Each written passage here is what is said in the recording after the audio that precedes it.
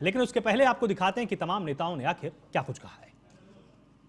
गणतंत्र को, डेमोक्रेसी को हत्या करने की खून से लाल हुआ है। इस देश की जनता इसको भूलना नहीं चाहिए। कांग्रेस पार्टी कितने बड़ा गुनाह किया है संविधान को हत्या करने का कोशिश करके। देश की भविष्य की पीढ़ी उसको ना भूले, इसीलिए संविधान हत्या दिवस मनाया जाएगा। देश की नई पीढ़ी के अंदर उस वार्ता को आगे लाया जाएगा और स्कूलों में भी, कॉलेजेस में भी भारत की संविधान के बारे में महत्व बढ़ाते हुए उस एस्पेक्ट को भी सामने रखा जाएगा। पिछले दिनों में कुछ लोगों ने, संविधान विरोधी लोगों ने कैसे संविधान को हत्या किया था। भारतीय जनता पार्टी के लोग लोकसभा चुनाव के परिणाम से बहुत ही परेशान हो गए हैं। अब उनको समझ में नहीं आ रहा है कि हम कौन सा रास्ता अख्तियार करें, कौन सा हथियार इस्तेमाल करें जिससे इंडिया गठबंधन की चीज़ों को रोक सकते हैं। तो वो अब इमरजेंसी की बात कर रहे हैं बार बार। अभी इन्होंने तमाम कार्यक्रम भी उस पर किए, पर कोई कार्यक्रम सक्सेस नहीं हुआ। कारण ये है कि जो आज सबसे खराब स्थिति में देश खड़ा है, महंगाई, बेरोजगारी, भ्रष्टाचार, तो इनको समझ में नहीं आ रहा है कि कैसे करेंगे। तो ये घबराहट में आज इन्होंने, मैं समझता हूँ कि आज 12 तारीख है, 12 जुलाई को ये 25 जून का नोटिफिकेशन जारी कर रहे हैं। 25 जून बीते, अभी समय हुआ, आज इनको याद आ रहा है 12 जुलाई को आ रहा है। मैं समझता हूं कि पूरी तरीके से ये घबराहट है, परेशान है कि अब ये इनके हाथ से सत्ता जा रही है। तो सत्ता प्राप्त करने के लिए, सत्ता हमारे साथ कैसे रहे, इसके लिए ये कोई भी कदम उठा सकते हैं, कोई भी निर्णय ले सकते हैं। डेमोक्रेटिक लविंग पीपल लोग जो है, उनको मैं यही बताना चाहता हूं कि 75 ने जो कुछ भी इंदिरा जी ने की थी, दैट वाज दी संविधान का हत्या ही था। तो लोग उसको, they can't forget this. That's why we should always keep aware that what Congress party has done to संविधान एंड प्रजाप्रभुत्व। आज 50 साल पहले की एक घटना, 49 साल पहले का एक प्रकरण, सारी अपनी समस्याओं से, महंगाई से, बेरोजगारी से, हर तरफ असफलता से, चीन ने जो हमारी सीमा पर अतिक्रमण कर रखा है, उन सब से ध्यान हटाने के लिए मनाया जा रहा है संविधान हत्या विरोधी दिवस। मैं सिर्फ एक चीज कहना चाहता हूं, जिस दिन आपातकाल लगी थी उसके बाद तो बहुत से चुनाव हो चुके, बहुत से जनादेश आ चुके, लेकिन ये भी सच्चाई है, जिस दिन से मोदी सरकार ने सत्ता संभाली है, हर रोज संविधान की हत्या हो रही है। कौन बोल रहे हैं ये बात, जिन्होंने संविधान को तहस नहस करके रख दिया? फादर स्टैन स्वामी क्यों गए दुनिया से, बता पाएंगे? हमारे हजारों लोग क्यों जेल में हैं? ह्यूमन राइट एक्टिविस्ट क्यों जेल में हैं? इंदिरा जी के सलाहकार इतने मजबूत नहीं थे जितने इनके हैं, नहीं तो इंदिरा जी को भी कहते कि 352 मत लगाओ, 352 जैसे हालात पैदा कर दो, जो आपने करके रख दिया। हाईकोर्ट की क्या टिप्पणी थी हेमंत सोरेन जी के बारे में?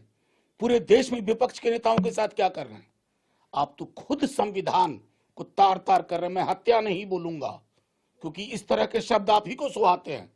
मुझे लगता है कि आज पूरे देश के अंदर लोकसभा चुनाव में जो सबसे महत्वपूर्ण बिंदु उठे हैं, उनमें से प्रमुख बिंदु था संविधान को बचाना।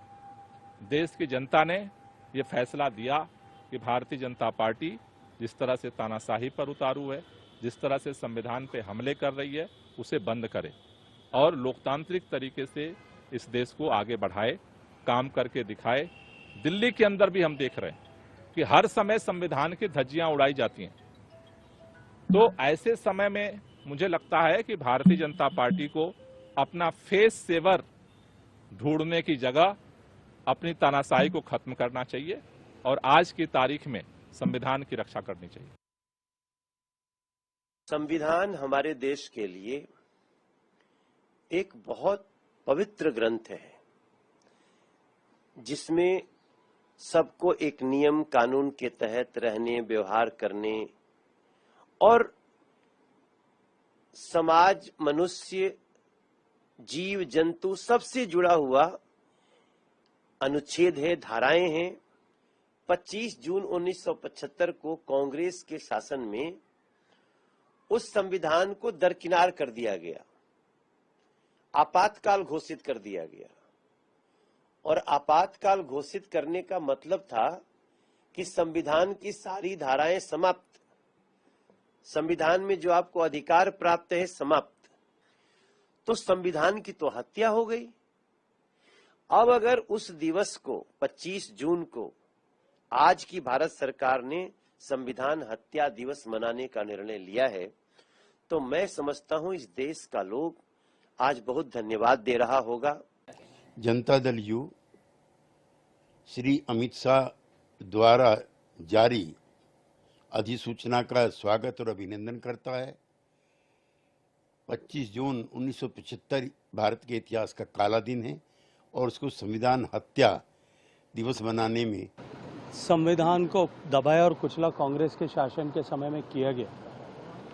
और उन लोगों ने जिन्होंने संविधान को तार-तार करने का काम देश में किया था, देश की सारी लोकतांत्रिक संस्थाओं का दमन करने का काम किया था, वो आज संविधान की किताब हाथ में लहरा करके संविधान की रक्षा के संकल्प दोहराते हुए दिखाई दे रहे हैं।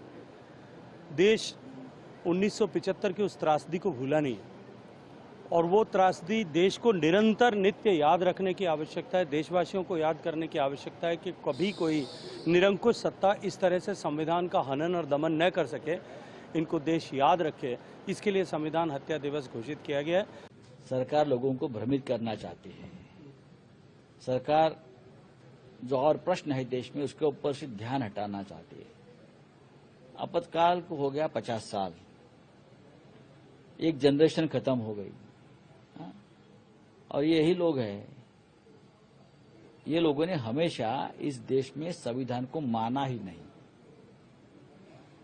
ये लोगों का देश के स्वतंत्रता संग्राम में कोई योगदान नहीं और ये लोग संविधान की हत्या, संविधान वगैरह वगैरह वगैरह। देखिए, उस वक्त के बारे में तो काफी चर्चा कई सालों से, दशकों से हो ही रही है, उस पर मैं ज्यादा टिप्पणी नहीं करूंगा। लेकिन संविधान को स्थगित किया गया था। जो पिछले 10 साल में हो रहा है, रोज हो रहा है, वो संविधान की हत्या है। और संविधान की हत्या शब्द बोलने में हमें तो बड़ी परेशानी होती है, ये शब्द बोलना भी नहीं चाहिए। सरकार के गैजेट नोटिफिकेशन में संविधान और हत्या इकट्ठा शब्द आ रहा है। आप सोचिए इस सरकार में बैठे हुए लोगों की मानसिकता क्या है। अरे बीजेपी का, हमारे विपक्ष के लोगों का क्या कहना, वो क्या कहेंगे क्या करेंगे ये तो उन्हीं को पता है। और जनता अब वो नहीं जो इनको लगता है कि हर चीज पैसे से खरीदा जा सकता है। अब इस लोकतंत्र का, इस देश का ये खूबसूरती है कि लोग काफी संवेदनशील होते हैं और काफी लोग बर्दाश्त करने की भी क्षमता रखते हैं। लेकिन जब ये अपने पर आते हैं तो फिर परिणाम आप लोग को समय समय पर दिखता है।